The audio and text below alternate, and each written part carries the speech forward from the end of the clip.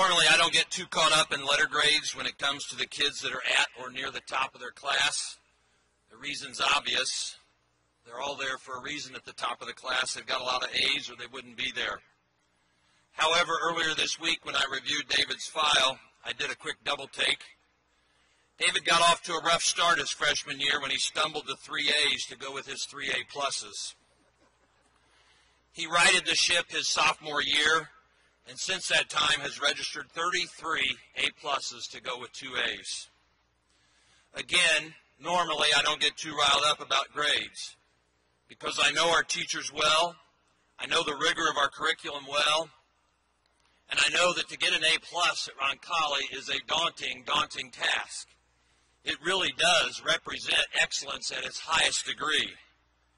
So to get 33 of 35 credits since his sophomore years as an A plus to me is nothing short of phenomenal. David arrived at Roncalli 4 years ago with a laser-like focus, most of which was directed toward achieving academic excellence.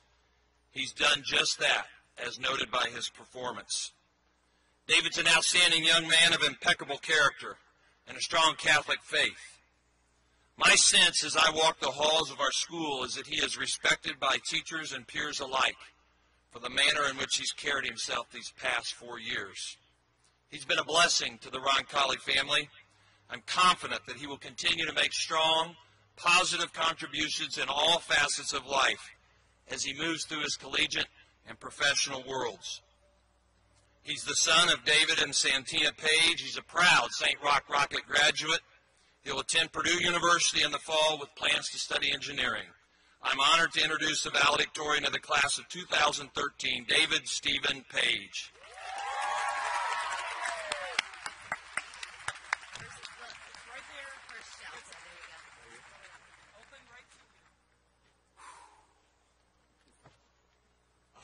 First of all, thank you, Mr. Weisenbach. I really appreciate that. And I just want to say before I get going, I've been dreaming of giving this speech for so long. And to just see all my classmates in front of me and all of you in the bleachers, it's truly surreal. So, with that in mind, Bishop Coyne, Mr. Hollowell, Mr. Weisenbach, faculty, parents, guests, friends, and members of the class of 2013. Over the course of this past senior year, we have all engaged in one of the most important processes of any young adult's life, finding ourselves. Be it through sports, academics, theater, art, music, or a myriad of other passions, we have all attempted to identify what defines us as us. So I ask you, who are we? 1, 3, that's right. We are Roncalli's class of 2013. We are a class composed of state finalist wrestlers, of a grand champion show choir, of a state caliber spell bowl team. We are a class of incredibly diverse, talented individuals. And in the years ahead, we will all utilize those talents differently to definitively establish who we are in the world. I have no doubt in my mind that I have sitting in front of me right now future CEOs, doctors, lawyers, artists, athletes, and maybe, if we're lucky, a professional race car driver. However, what we make of ourselves, what we define ourselves as, in a worldly sense, it doesn't bother me at all. Therefore, I'm not going to challenge you to be successful in the world. No, this is my challenge to each of you. In establishing who you want to be, do not lose sight of who you've always been, a child of God. What we become in life means absolutely nothing without God. He did not create us to pursue fame and fortune until the day we die. He did not create us to be successful in the world. Rather, from countless conversations with my parents, from my own personal reflection, and especially from senior retreat, I know why God created us. You see, God is perfect love. He is so loving, so caring, and so purely good that he had to create a being to share that love with. We are those beings. God created us simply to feel his love and to be that love to the world. But for some reason, we turned away from that. I'm asking you to turn back. I'm asking you to make our world the warm, welcoming place it was meant to be. I'm going to pause for a second, if you don't mind. Geico.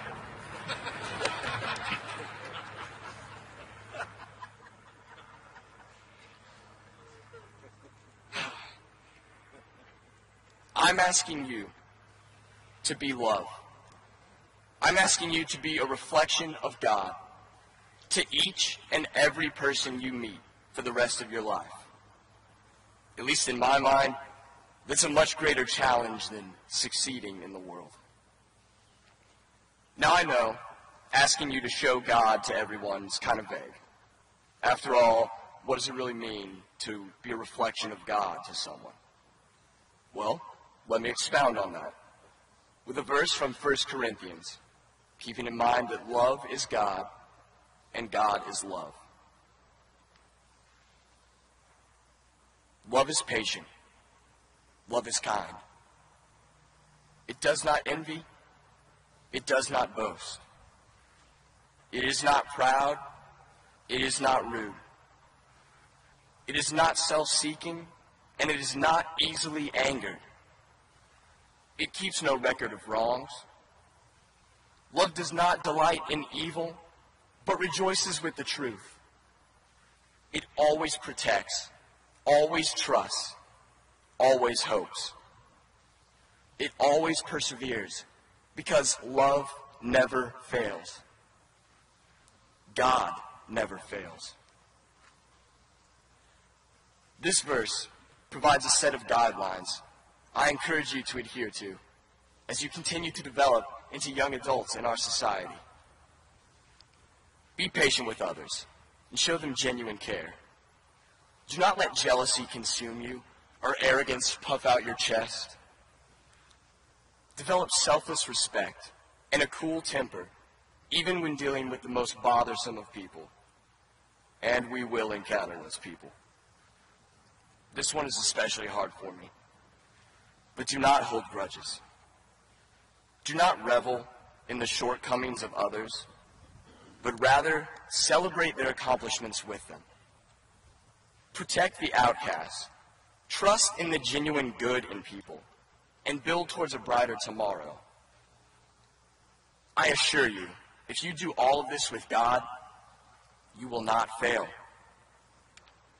Now, maintaining a relationship with God and incorporating him into our lives is not going to be easy.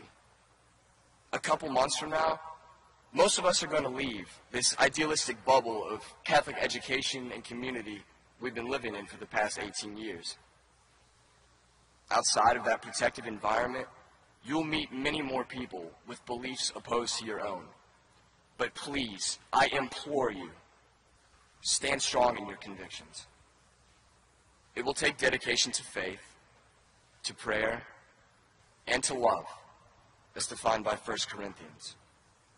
But I promise, a life centered on God will be a life worthwhile. Now, how can I say that? I'm 18 years old. I have basically no experience in the world. What gives me the right to tell you a life centered on God is worthwhile? My parents. My parents have proven to me time and time again that living for God is absolutely worthwhile, and that's why we're here. Throughout my life, they have done exactly what I'm asking you to do. They have lived lives dedicated to God by being loving people to each and every person that they meet. Take my dad, for example. My dad respects all people, and he will help anybody that comes to him in a bind. Frequently, he's told me that as long as he helps as many people possible with the gifts he's been given, God will provide for him. And he has. My mom is the most selflessly loving woman any of you will ever know, and you can't fight me on that. Constantly, she puts others before herself, placing their happiness above her own. In return, God has given her an incredible strength to persevere through all of her troubles. I love my parents more than I could possibly express to you right now. And I'm so thankful that they gave me the opportunity to go to Roncalli. They have been my reflections of God, and I am extremely grateful for that. I'd like to leave you with a quote that my mother shared with me as a freshman. She recognized me dealing with loneliness and isolation, two emotions you may very well experience at times if you choose to embrace this challenge I've laid before you and live for God. The quote has become sort of a personal mantra of mine, and it's from my favorite poem, The Road Not Taken by Robert Frost. In the poem, Frost writes, "Two roads diverged in a wood, and I took the road less traveled by, and that has made all the difference." In our current world, people scoff at the idea of living a loving, altruistic life. But please, do not listen to them. Instead, choose God. Choose the road less traveled by. And that will make all the difference. I love you guys.